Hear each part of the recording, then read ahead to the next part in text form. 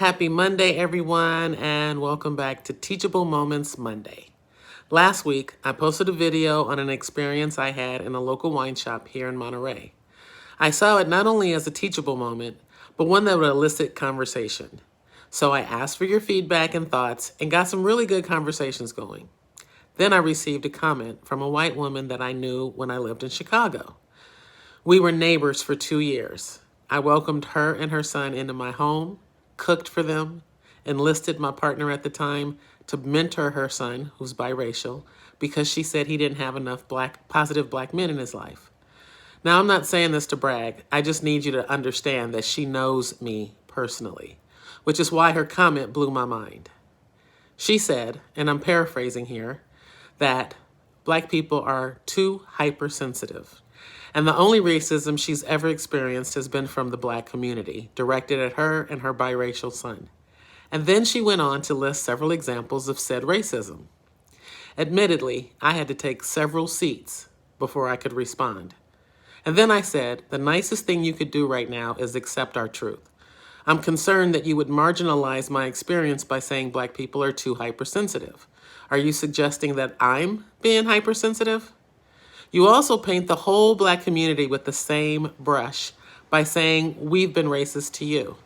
I explained that racism is a power construct and black people are the last people you can call racist. In fact, let me just say this now. We need to stop calling each other racist. Unless someone has the power to take something away from you or negatively impact your way of life or well-being, they aren't racist. They may be prejudiced or bigoted, but not racist.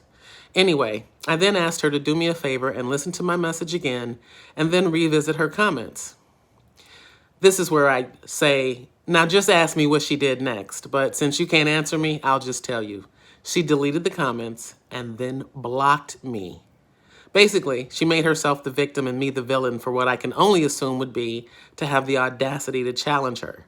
This behavior is similar to that of Amy Cooper in Central Park. Had Christian Cooper never asked her to put her dog on the leash, he probably wouldn't have experienced what followed. But for some white people, having a black person question or challenge them sends them off the rails. I suspect that's the reason many a black person has died at the hands of the police. It's as if to say, the nerve of you, N-word, to question or challenge me.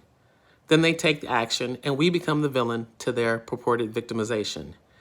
Here's my point and why I insist on sending messages of love out every day. We cannot change as a nation until we truly love each other. And we cannot love each other until we love ourselves. I'm a firm believer that people who have experienced love in their lives know how to give and receive love. Those who haven't, well, suffice it to say, hurt people hurt people. But there's room for love for everyone if they're willing to do the work of releasing past hurts and experiences and seeing their value and worth. Because until we can listen from a place of love, we'll continue listening from a place of blame, anger, and resentment.